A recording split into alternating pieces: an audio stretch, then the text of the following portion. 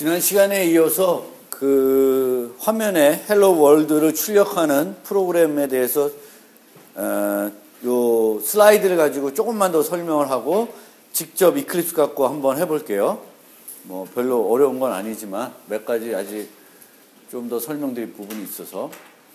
자, 이 메인이라는 것은 이제 함수이고 여러분들이 보면 알겠지만 이제 기존 C에서 사용했던 그 문법하고 차이가 없습니다. 그래서 C에서처럼 마찬가지로 반환 타입이 void라는 것은 반환 타입이 없다는 거죠. 그럼 리턴 문이 여기 없을 것이고 이제 이름이고 여기가 이제 인자 함수가 받는 인자가 되겠죠. 그래서 얘는 인자의 개수가 몇 개야? 인자의 개수가 몇 개예요? 대답 좀 합시다. 인자의 개수 몇 개? ARGS 하나 있잖아. 그치? 하나예요. 근데 하나인데, 요 ARGS의 타입은 string 타입인데, 그 뒤에 보면 요 기호가 붙어 있죠? 요 기호는 어디서 쓰는 기호예요? C나 이런 C++에서? 몰라? 배열. 그쵸?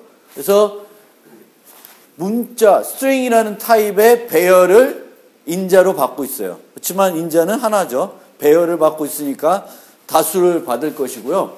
여기 보시면은 나중에 한 번 더 설명드리겠지만 이름을 지을 때 복합 타입 같은 배열 같은 거는 값이 하나가 아니라 여러 개잖아요.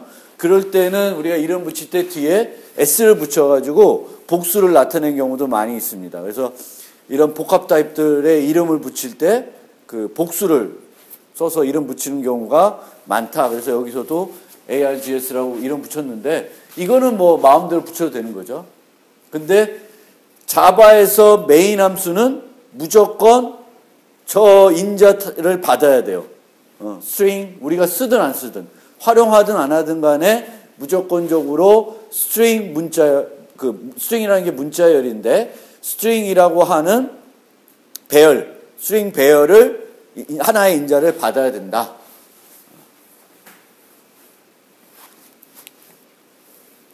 그 다음에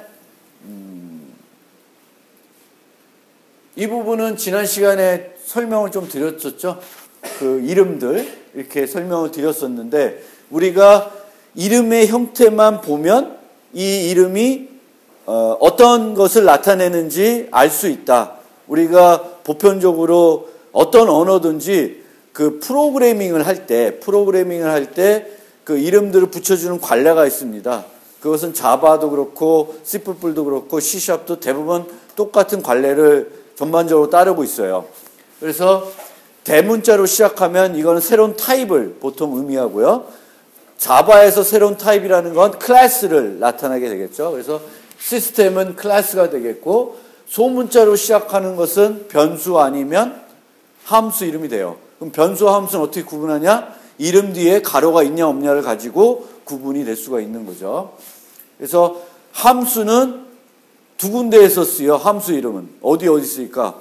함수를 정의할 때랑 함수를 호출할 때 두 군데 쓰이고요. 둘 다 당연히 가로가 있죠. 호출할 때나. 그래서 우리가 똑같이 소문자로 쓰더라도 어떤 것이 변수고 어떤 것이 함수인지는 쉽게 구분할 수가 있습니다.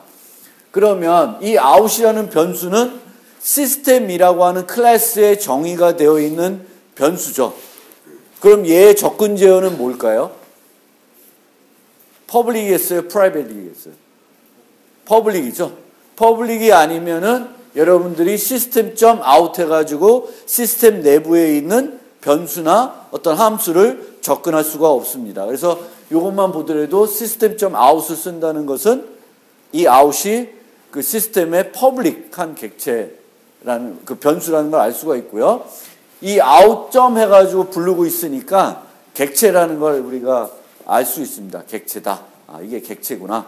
왜냐하면 모점 해가지고 함수 부르는 것들은 다 객체가 되겠죠. 그래서 out이라는 건 객체가 되겠고요. 보통은 객체는 우리가 생성해야지만 쓸 수가 있어요. 근데 되게 예외적으로 시스템에서 만들어 놓은 객체도 있다. 그래서 out 이렇게.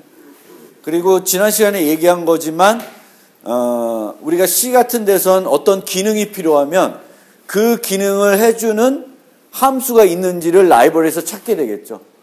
근데 이제 C 객체지향 프로그래밍에서는 그 기능을 해주는 클래스가 있는지를 찾아보는 거예요. 그리고 그 클래스의 객체를 생성을 해서 이제 사용을 하게 되는 형태가 됩니다. 그리고 이제 자바에서 콘솔에 출력을 할 때 이 아웃이라는 객체를 이용하게 되는데 이 아웃에는 출력할 때 쓸 수 있는 메소드가 여러 개 있습니다. 그중 우리가 많이 쓰는 게 printf, println, print예요. printf는 초기 자바에는 없었는데 워낙 편리하니까 이제 추가된 거고요. 이 printf의 문법은 C에 썼던 문법하고 큰 차이가 없으니까 그렇게 아시면 되겠고요. print와 println의 차이는 그냥 값을 출력하는 거예요. 근데 println은 줄바꿈까지 해주는 거예요. print와 println의 차이는 println은 줄바꿈까지 해준다. 이렇게 생각하시면 되겠고요. 여기에 예제가 하나 있는데 위에는 뭐가 출력될까요? println 가로 열고 3 더하기 4 이렇게 했어요. 그러면 뭐가 출력이 돼요? 7이 출력이 되고 여기서는 3 더하기 4가 출력이 되죠. 두 개의 타입이 얘는 무슨 타입?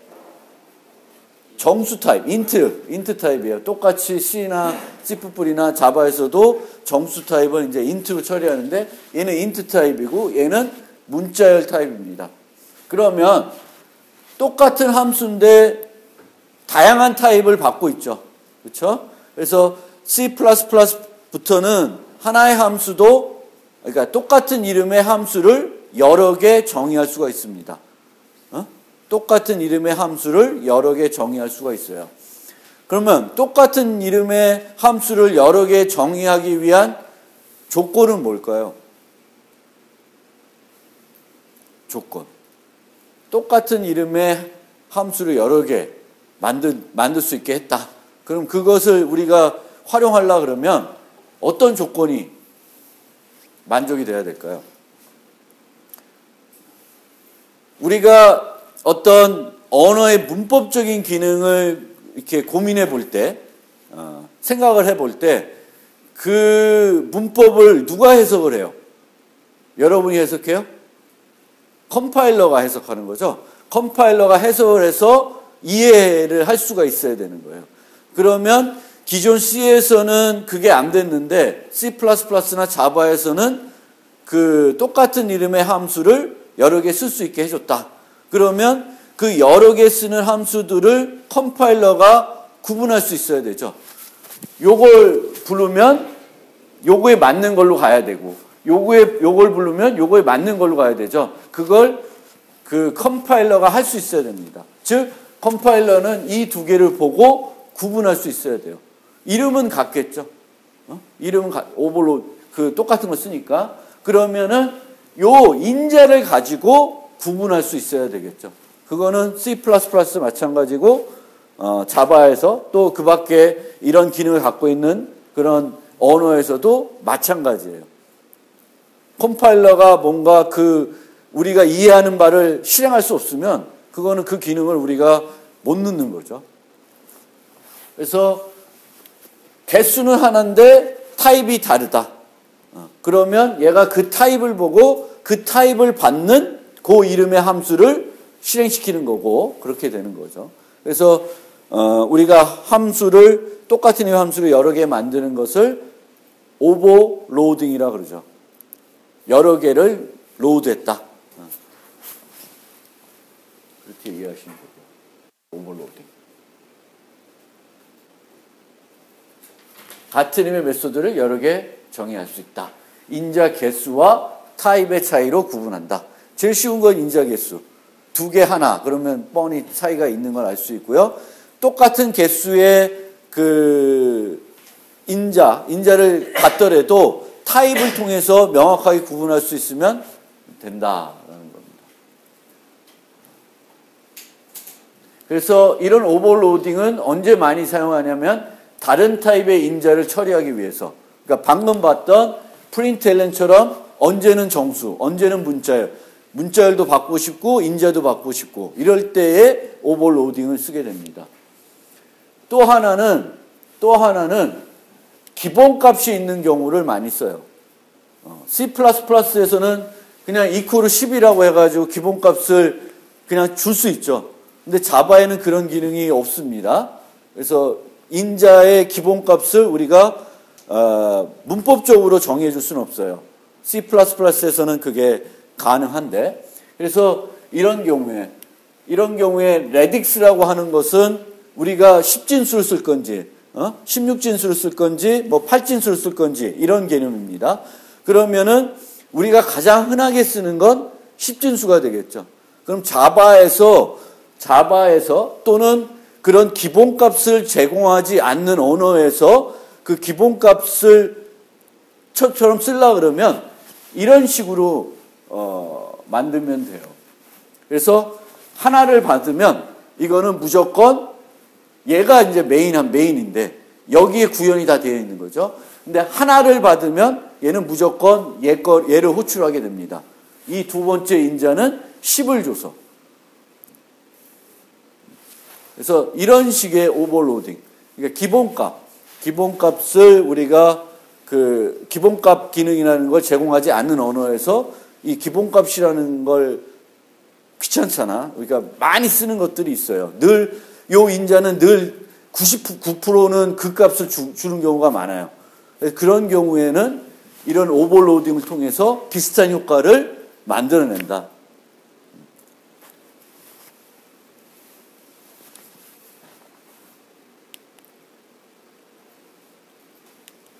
요거는 좀 이따 쓰고요. 이제 같이 이클립스를 가지고 헬로 월드를 한번 그냥 해볼게요. 이걸 통해서 이클립스 사용법도 좀 익히고 그러겠습니다.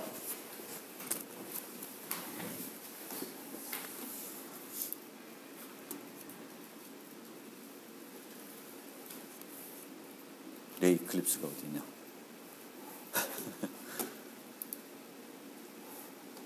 저번에 설치했는데.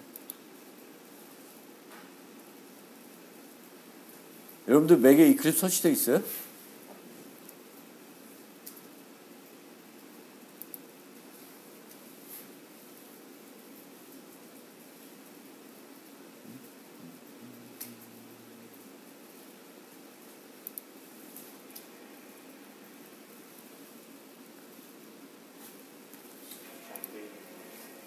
이클립스가 설치 안 돼 있으면 SDK 포함해서 좀 한번 설치를 한번 해보세요.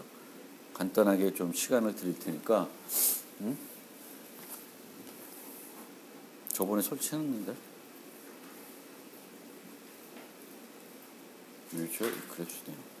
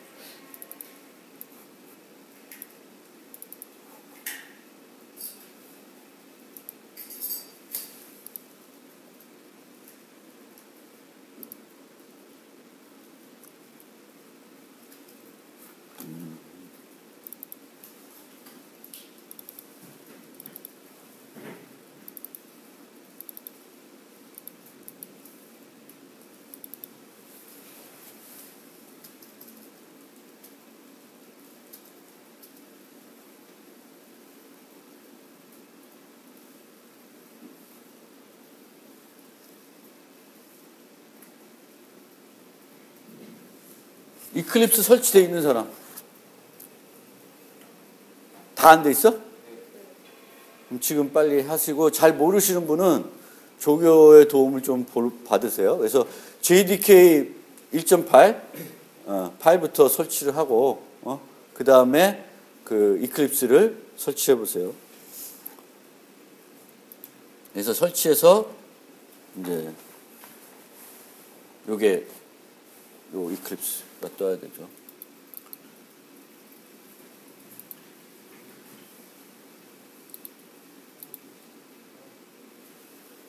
자바는 어디서 다운받는지 아시죠? 그래서 맥 64비트 버전을 다운받으시면 될 거고요.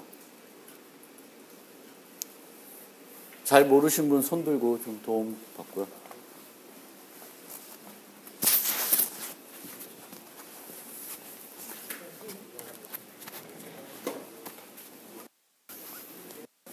뭐야? 어떤 상태인지 모르겠어요. 아, 지금 학생은 윈도우에서 하고 있으니까 윈도우에서 우선 할 사람은 윈도우에서 하는데 이 수업에서는 조금 그 맥을 한번 써보려고 하는 거니까 맥으로 부팅을 해가지고 이클립스를 설치해 보세요. 맥으로 컴퓨터를 재부팅 해가지고 그 옵션 키를 누르고 있으면 멀티 부팅 하는 옵션이 있어요. 그럼 그때 맥을 선택하시면 맥으로 부팅이 되고요. 재호야 한 바퀴 좀 돌아봐.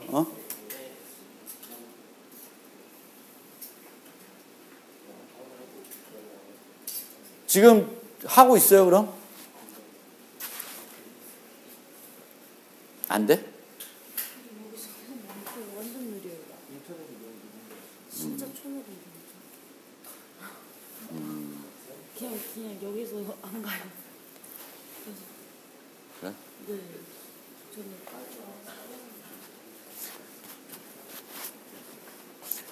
그러면 다운을 눌러놓은 상태에서 제가 강의를 좀 진행하고 조금 다운이 되고 나면 설치를 하고 쉬는 시간도 있으니까 그렇게 해야 될 것 같아요. 시간이 좀 그걸 다 기다리기 아까우니까.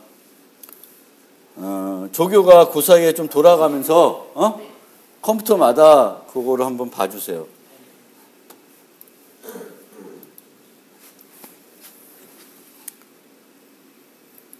그러면 계속 제가 좀 떠들고 쉬는 시간 이후에 실습을 좀 해볼게요.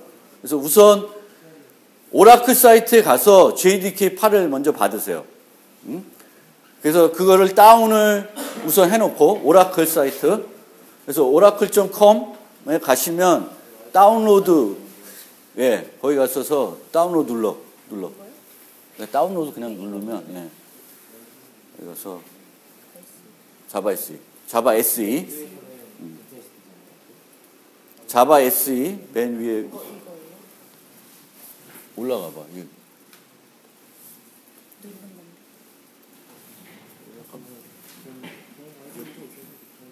이거 맞지? 오케이. 요거. 거기 보면 맥 골라서.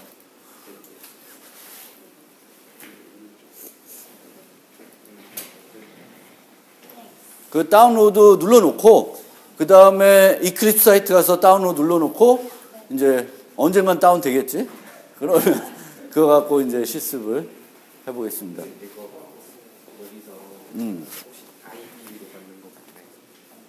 이클립스 IDE for Java Developer.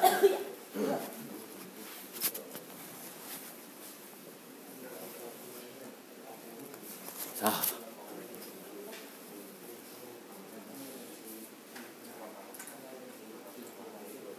다 눌러놨나요?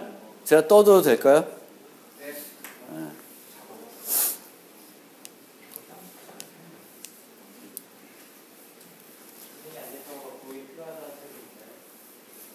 한번 쭉 돌아봐봐. 자, 다시 원래 이제 그 실습하면서 좀 설명을 드리려고 그랬는데, 다시 이제 좀 설명을 드리면, 여기 보시면 제가 이제 강의 노트를 이렇게 만들 때 좀 이렇게 코드를 제시하더라도 나름대로 컬러링을 하고 있죠. 이걸 신텍스 하이라이팅, 우리가 이런 그 개발 환경에서도 이렇게 코딩을 하면 색깔이 어떤 언어에 따라서 다르게 나타나죠. 그렇죠? 그래서 보통 파란색으로 되어 있는 게 뭐예요? 언어에서. 파란색으로 되어 있는 걸 뭐라 그래요?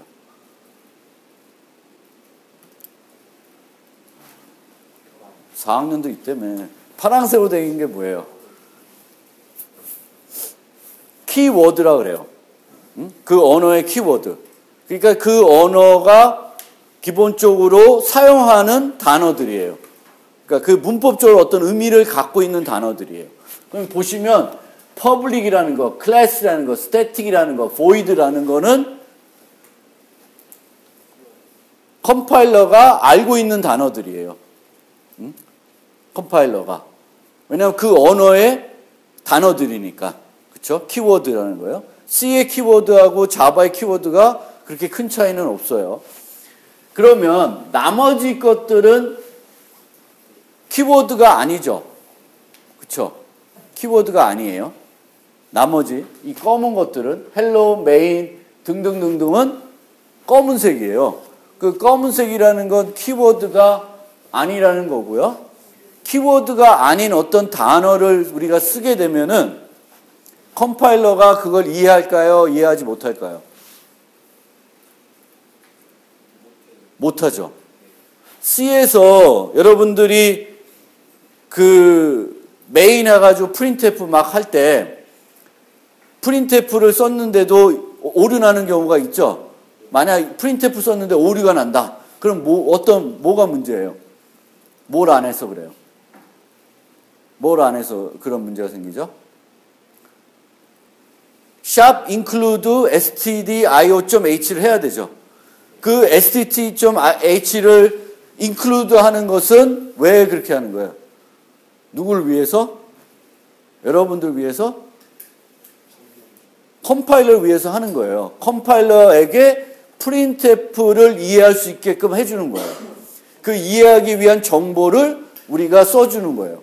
그래서 내가 그 컴파일러 자체적으로 가지고 있지 못하는 지식, 정보를 우리가 쓸 때에는 그 정보가 어떤 정보라는 것을 알려줘야 되겠고, 보통은 C 같은 언어에서는 헤더 파일이라는 걸 통해서 알려주게 돼요. 그렇죠? 그런데 그 지난 시간에 잠깐 봤겠지만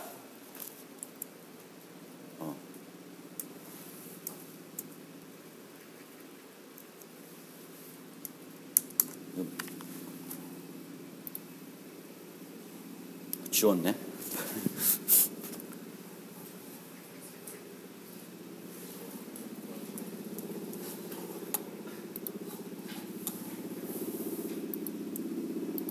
어쨌든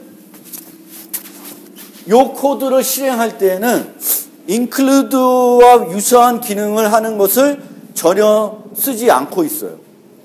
자바의 경우에. 그런데 시스템, 헬로우는 내가 지은 이름이니까 컴파일러가 이해하겠죠. 아, 이거는 사용자가 새롭게 지은 클래스 이름이구나. 클래스 키워드 다음에 나오니까 이해할 수 있어요. 그런데 이 시스템이라는 거, 스트링이라는 거, 이런 것들은 이해를 못해요.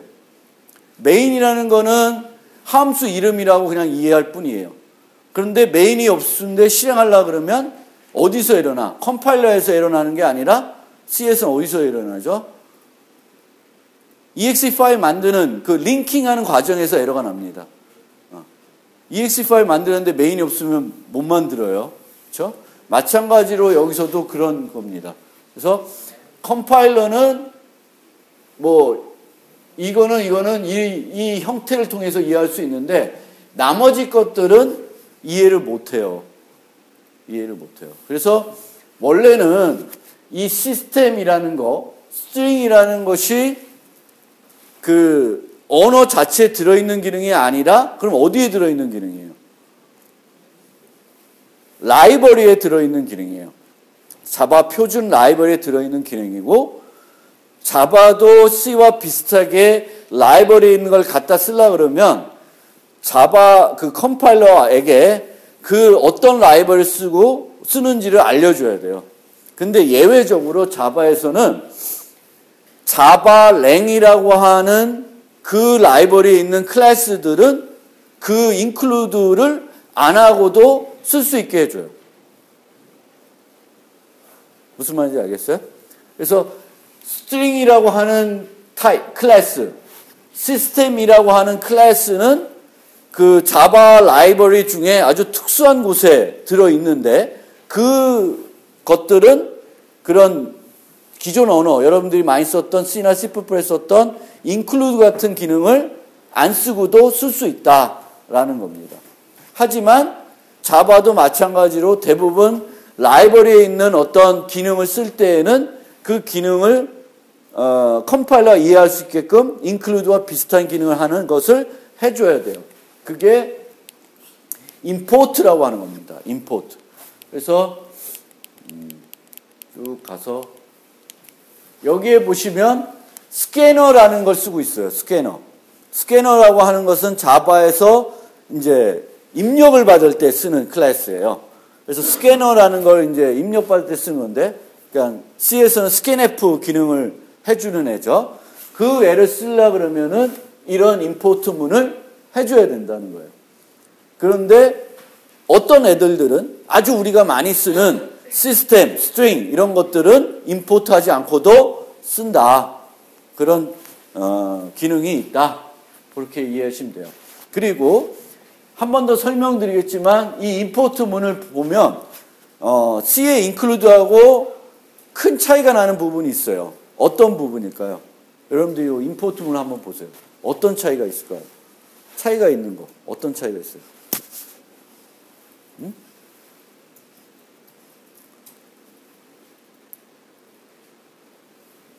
하나는 임포트, 하나는 인클루드다 뭐 이런 거 얘기하지 마시고. 물론 그쵸? 그 샵 인클루드 할 때는 꺽스에다가 헤더 파일 이름을 쓰고 있죠. 근데 이 자바 util.scanner라는 것도 파일 이름이라고 생각하셔도 돼요.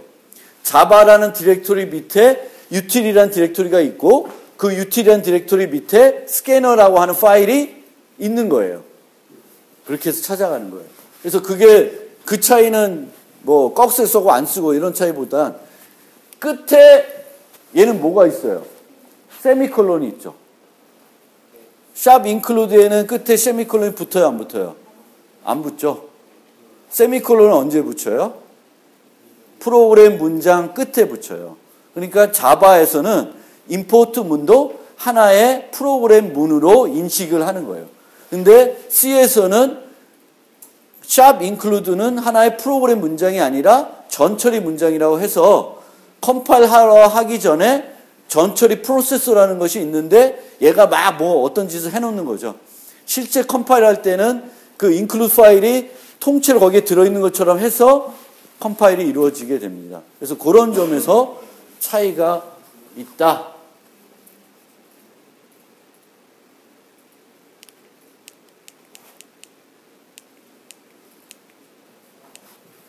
자, 그래서 자바도 C랑 비슷하게 include하는 기능이 있다.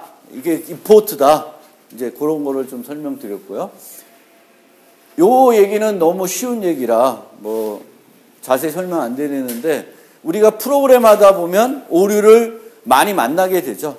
근데 여러분들은 점점 좋은 세대에 살고 있어요. 어떤 측면에서 좋은 시대냐 하면은 컴파일러가 그만큼 지능화되고 있어요. 예전에 제가 배울 때 컴파일러랑 또 여러분들하고 또 달라. 요즘은 어떤 컴파일러들은 그 오류 메시지를 한글로 해서 보여주죠. 옛날에 그런 거 전혀 없었고요. 그렇죠? 그리고 오류들도 되게 이상하게 찾아줬어요. 근데 지금은 되게 그게 지능적으로 돼서 잘 찾아줍니다. 그러니까 여러분들이 수정하기 쉽게끔 찾아준다는 거예요. 그리고 이클립스에는 또 어떤 기능이냐면은 자동 오류 고치기 기능이 있어요. 그래서 오류가 난 부분에다가 내가 자동 오류 기능을 쓰면은 얘가 또 알아서 그 오류를 수정해줘요. 그만큼 여러분들이 좋은 그런 환경에 살고 있습니다. 그래서 보통 우리가 프로그램을 할 때 컴파일러가 잡는 오류들은 문법 오류가 되는 거죠. 문법. 컴파일러가 이해하지 못해서 발생하는 오류예요. 그런 것들은 어떻게 해요? 쉽게 수정을 할 수가 있죠. 그렇죠? 문법 오류는 여러분들이 어렵게 생각하시면 안 돼요. 문법이라는 건 정해져 있고 그 문법에 맞춰서 여러분들이 안 썼기 때문에요. 여러분들이 컴파일러 입장이 돼서 생각해 보면 왜 거기가 빨간 줄인지, 왜 오류가 났는지 알 수 있어요. 1학년들 보면 대부분 오류 나는 게 스펠링 미스테이크. 스펠링을 잘못 쓰면 컴파일러가 단어를 모르죠. 프린트 F인데 뭐 F를 빼먹는다든지 이러면은 오류가 나는 거잖아요. 컴파일러는 모르죠.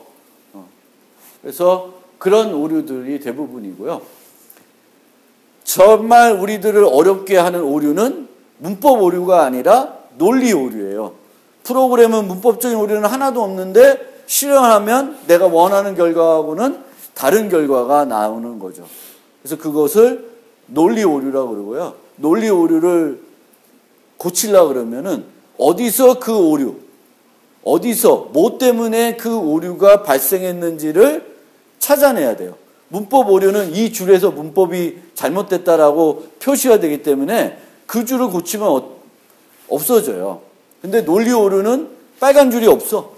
빨간 줄이 없으니까 어디서 어느 위치에서 잘못됐는지를 모르죠. 그래서 그걸 파악하는 게 가장 급선무가 되는 거죠. 그래서 그런 오류를 찾기 위해서 우리가 디버깅이라는 걸 쓰는데 그 디버깅 이전에 우리가 더 관심 있게 생각해야 되는 게 제가 그 교과목 소개할 때 설명드린 TDD, Test Driven Programming, Test Driven Development. 그래서 우리가 하나하나씩 예를 들면 함수를 5개 만들었다. 3개는 내가 완벽하게 테스트를 했어요. 근데 5개 전체적인 프로그램 돌렸더니 안 돼. 그러면 3개는 무시하고 나머지 테스트 하나 2개에서 뭔가 문제가 발생했다는 것을 알 수 있죠. 그래서 이렇게 테스트를 우리가 하나하나씩 점진적으로 완벽하게 검사를 해가면서 프로그램 하게 되면 그만큼 나중에 논리 오류가 발생할 확률도 적고 논리 오류가 발생했을 때 어디서 어느 위치에서 대략적으로 원인이 있을 거다라는 것을 알 수 있게 됩니다. 그래서 그런 것들을 좀 여러분들이 생각을 해봐야 되겠고요. 이 디버깅 하는 맛이 결국은 프로그래머의 세계가 되는 거죠. 밤샜는데 결국에는 알았더니 스펠링 오류야. 허탈하죠. 그래도 그게 프로그래머입니다. 밤새도록 못 찾아서. 근데 결국은 되게 사소한 실수를 하는 경우도 많이 있어요. 그걸 즐겨야 되는 게 프로그래머입니다. 자바 이제 그 컴파일하는 과정을 설명드리면 지난번에 말씀드렸듯이 자바는 C랑 달리 자바 코드를 번역해서 기계 코드로 바꾸고 여러 개의 기계 코드들을 합쳐가지고 실행 파일을 만들고 이런 형태대로 운영이 되지 않고 자바에서는 우리가 그 자바 코드로 작성된 것을 번역하게 되면 기계 코드가 CPU가 이해하는 기계어로 번역되는 것이 아니라 중간 언어로 번역이 돼요. 중간 코드. 그리고 이 중간 코드는 누가 이해하는 언어예요? JVM이라고 하는 자바 버추얼 머신, 자바 가상기계라고 하는 애가 이해하는 언어입니다. 그리고 이 JVM이 그 중간 언어를 번역해 가면서 CPU랑 인터랙션 하면서 OS랑 인터랙션 하면서 여러분들의 프로그램을 실행시켜줘요. 그렇기 때문에 한 번 다 번역하고 실행하는 C 방식에 비해서는 실행 속도가 조금 느릴 수 있는데 요즘은 실행 속도가 물론 빨라야 되는 어떤 특별한 응용이 있을 수 있는데 워낙 컴퓨팅 속도들이 빨라졌기 때문에 속도가 그렇게 중요한 팩터들은 아닐 수도 있어요. 환경에 따라서 응용에 따라서 좀 다를 수도 있는데 자바가 우리가 느리다고 느낄 수도 있지만 그 느낀 것이 여러분들이 뭘 하는데 불편함을 주진 않아요. 자바로 테트리스 만들었다 해서 너무 느려서 못한다. 그건 아니에요. 컴퓨터는 워낙 빠르기 때문에 그렇습니다. 그래서 인터프리터라는 JVM이 요걸 해주는 거예요. 그래서 자바 소스 코드는 확장자가 뭐예요? .java입니다. 그리고 이 .java라는 확장자 파일을 그 자바 컴파일러가 번역을 하게 되면 이 파일을 .class라는 파일로 바꿔줍니다. 우리가 hello.java라는 파일을 번역하게 되면 hello.class라는 파일로 바뀌어요. 두 개가 존재하게 되는 거죠. 그리고 hello.class는 그 구성이 중간 코드로 되어 있는 거예요. JVM이 언행하는 JVM이. 그리고 여러분들이 JDK 그 디렉토리를 가시면 bin이라고 하는 실행 파일들 모아놓은 데 가면 자바C라고 하는 게 그 자바 컴파일러가 되겠고요. 자바라고 하는 exe 파일이 자바라고 하는 실행 파일이 JVM이 됩니다. 그래서 클래스라는 파일을 갖고 있고 그 클래스라는 파일이 main이라는 함수를 갖고 있으면 자바라고 하는 JVM 가지고 실행을 시킬 수가 있습니다. 그래서 클래스라는 확장자로 되어 있다. 그럼 자바의 라이브러리들은 다 뭘로 되어 있을까요? 자바 파일로 되어 있을까요? 클래스 파일로 되어 있을까요? 요 클래스 파일로 되어 있습니다. 번역이 돼서 중간 코드로 만들어져 있다. 그런데 자바는 오픈 소프트웨어예요. 오픈 소프트웨어. 그래서 자바 라이브러리에 있는 모든 그 클래스들, 메소드들에 대한 소스 코드가 다 있습니다. 그래서 여러분들이 언제든지 보고 가지고 학습할 수도 있어요.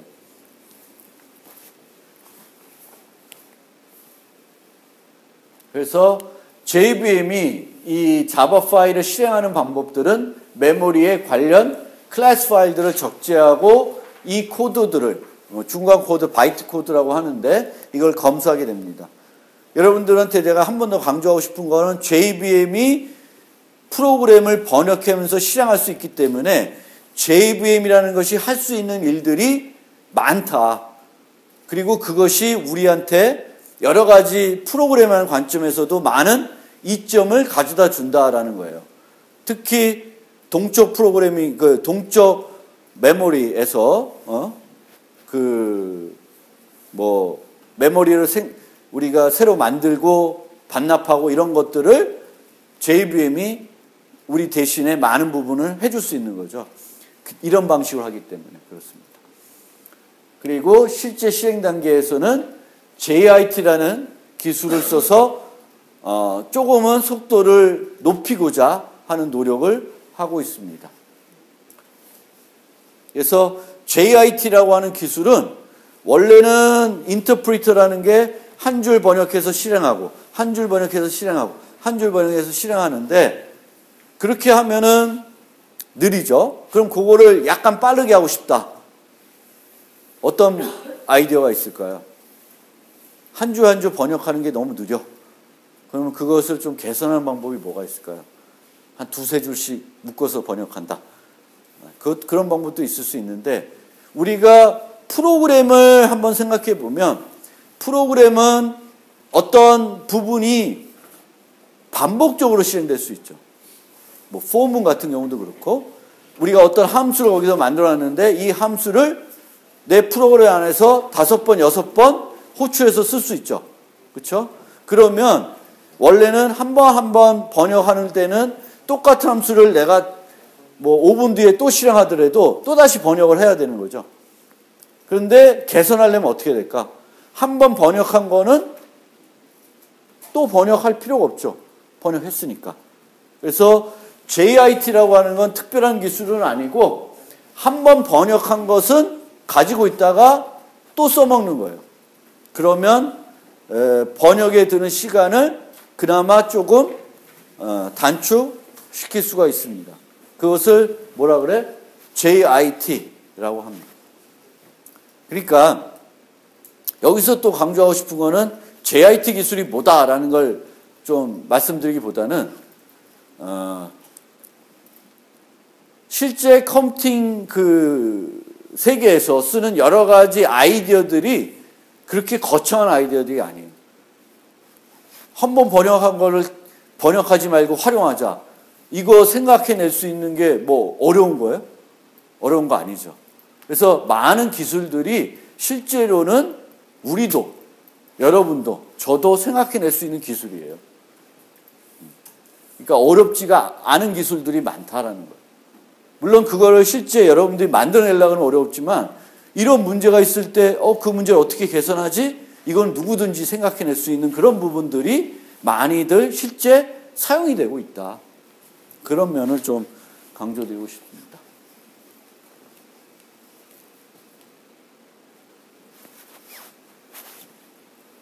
지금 어때? 많이 다운됐어요? 된 사람, 이클립스가. 한 5, 6.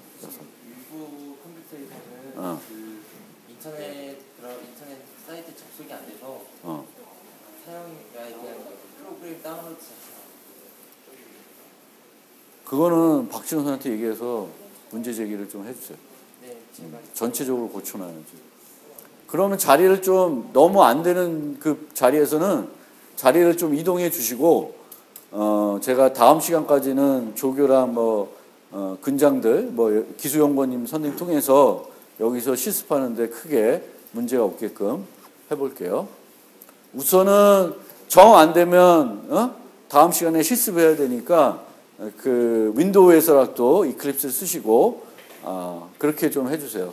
그러면 이 설명회 때문에 지금 이제 잠깐